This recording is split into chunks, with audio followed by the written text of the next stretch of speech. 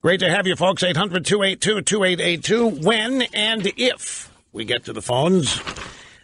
Before getting to the what I think is the bombshell news of the day, I want to continue. I just saw a story here that they're going crazy out there, that they're finally reaching 1 million copies sold of the Wolf Book.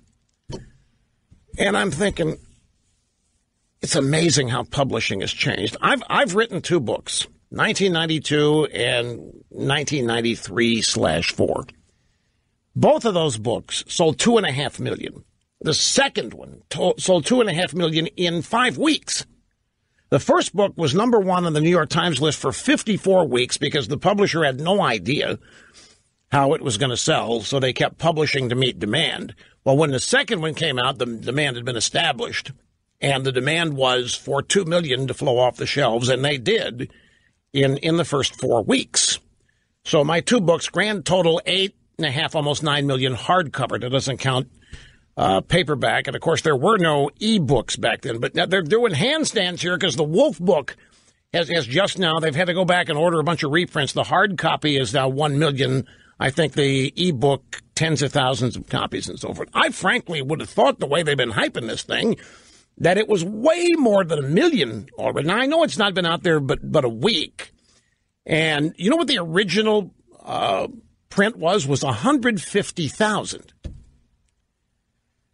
Well, what does that tell you? The original print, that means they had no idea what kind of demand there was going to be for this book, which astounds me.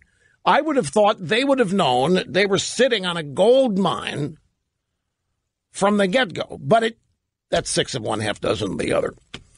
My thinking on this is, what number of attempts in total is this to take out Donald Trump?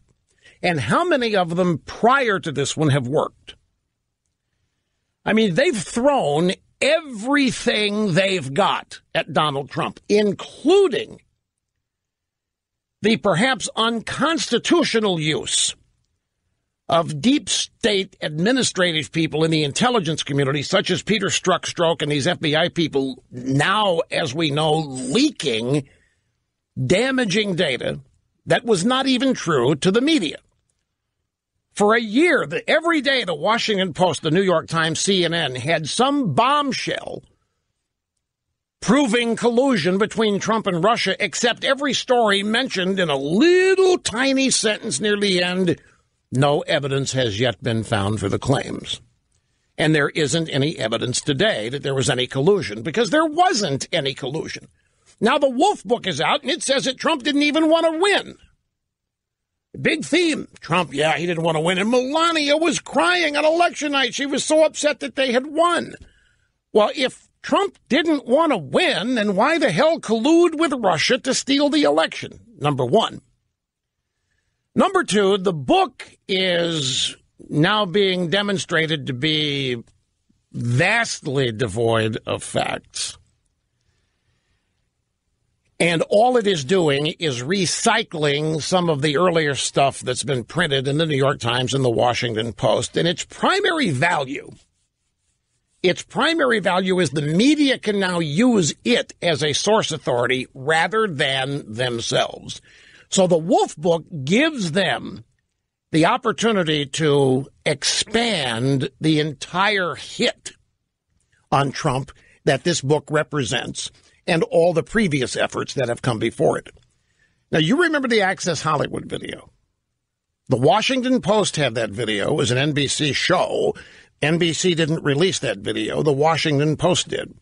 And everybody thought that's it. Trump had survived his insults of Mexicans. He had survived his insults of McCain. He had survived all of the politically incorrect things he had said. But everybody just knew it. That was going to end it. That was going to be the end of the Trump presidency, except it wasn't. Everything they've launched at Trump, it in truth has not made a dent. Trump's agenda is in full speed now, and what has made that possible, again, is the Republicans in Congress spent the first 10 months, hesitant, wavering, unsupportive. And we all chalked it up to the fact that they were like the Democrats and didn't even want Trump there. Trump's an outsider, their establishment. We can't have Trump here. It turns out that's not what it was. I mean, there was some of that. What it was the Republicans believed that Trump was going to leave office. They believed the Russia collusion bit. They believed the media. They believed Trump had stolen the election. They believed it. They could not get close to Trump because they feared he was going to be sent packing. They believed that phony allegation. Now, as time went on during the year, it became more and more obvious there was nothing there. There wasn't any collusion. In fact, the only collusion is between Hillary Clinton and the Russians and Christopher Steele for the Trump dossier, which is opposition research. There is no evidence. So the Republicans are warming up now. The Republicans are feeling much more confident about Trump because they now are not worried that there's anything to the collusion story. Now, the point of all this is that I believe that Trump is on a roll, and I think Trump's going to continue to succeed, and I think he's going to roll these guys on this immigration business that's being discussed right now, like he has been rolling them the entire year. He's going to continue to succeed, and he really will if the Republicans stick with him, and they will as more and more is being learned about where the real scandal is involving this entire collusion story with Russia. And we find out it's not with Trump at all. And I think what we're seeing is the Democrats in full panic mode. But you're never going to see it reported that way because the drive-by media is a protectorate. The drive-by media, I believe, actually is the force of power moving the Democrat Party agenda. I think the Democrats, elected Democrats, take their, if not marching orders, their inspiration and their guide from the media. The media runs all the interference. The media does everything it can to destroy Trump under the guise of doing journalism, which they're not. There is no journalism in the drive-by media today. There is no news. What we're getting is simply the advancement of the Democrat Party agenda disguised as news each and every day. And they simply aren't able to take Trump out with it. Now the economy is booming. We have the tax cut bill. Unemployment, African-American unemployment, is at an all-time record low. We are nearing statistical full employment, which is 3.5%. It has just been agreed to. For the longest time, government economists and others, 3.5% unemployment is considered to be full employment. And we're nearing that. And we have incomes rising, and we have jobs being created, and we have companies bonusing because of the tax cut bill. We have companies operating overseas, repatriating. In Apple's case, they're going to bring back $200 billion, I think. And that's going to be infused into the U.S. economy. And it's not the government taking money from the private sector and redistributing it. This is money that's not here. And it's going to be added, and it's going to have an infusion effect, and it's going to create growth. And so this is going to continue. And I think the Democrats, look at what they're focusing on. They're focusing on a fake book. They're all in on a fake book. They're all in on stories in a fake book that are fake.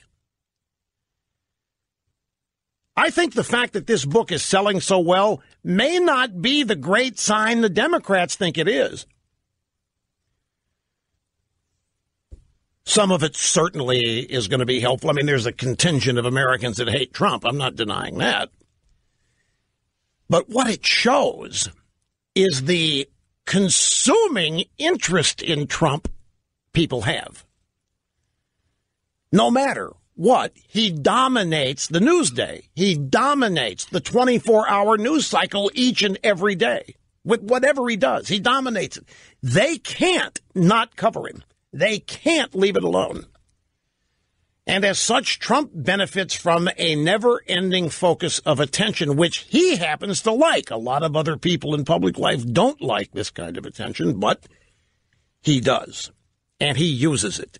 And he turns it around on him. Now he's got his fake news awards tomorrow night, where he's going to name names. He's going to give awards to the reporters that have been telling the biggest lies. This kind of thing has never been done, and people are eating it up. So they're focusing on a fake book, and now they're focusing on the Oprah running for president. The Oprah hasn't even said she's going to, which we need to discuss in detail because a lot of people, it's so predictable. The Oprah, very famous African-American liberal celebrity, delivers a firebrand social justice speech. And people on our side feel compelled to cite it as great and wonderful and barn burner. And so because it's just not politically correct to be critical of the Oprah. It's not even politically correct to honestly analyze the Oprah and this idea that she could be automatically elected president if she just decided to run. We need to dig deep into this, which we will do here from a perspective only I apparently am capable of occupying and offering. But when you see the Democrats glom on to all of these things for one purpose, their purpose, get rid of Trump. You've heard the old adage, at this level, you have to give people reasons to vote for you. And the Democrats don't have any right now. Their sole reason for existing is resisting Trump. Their sole reason for having people vote for them is they are going to be the way we get rid of Trump. And they're making a major miscalculation, assuming that's what a majority of Americans want. If Trump has another successful month or two, the Democrats are going to be in more trouble than they will probably be able to figure out. I think some of them know way deep down in the deep, dark crevices of their tiny little souls that they cannot politically survive a successful Trump presidency. At one time, I think they thought they could. No matter what Trump did, good or bad, I think they thought they'd be able to get rid of him because people hate Trump because he's a barbarian, because he's a pig, because he's smart, not smart, he's stupid, he can't put two sentences together. That's the latest from Wolf. Yeah, Trump can't fit two sentences. Here's a guy that did 4 rallies a day, hour and a half each, with no notes. And he can't put 2 sentences together. Meanwhile, over here, the smartest woman in the world, Hillary Clinton, could barely stand up for an hour and a half, much less speak without a teleprompter. And yet Hillary is the smartest woman in the world, and Obama is the smartest guy in the world, and Trump is this idiot who is outperforming them all, any measure you care to make.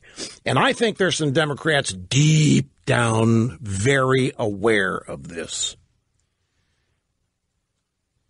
And they know that it's going to be really tough for them if Trump has another month or two of success. Because at some point, this stupid book is going to be forgotten.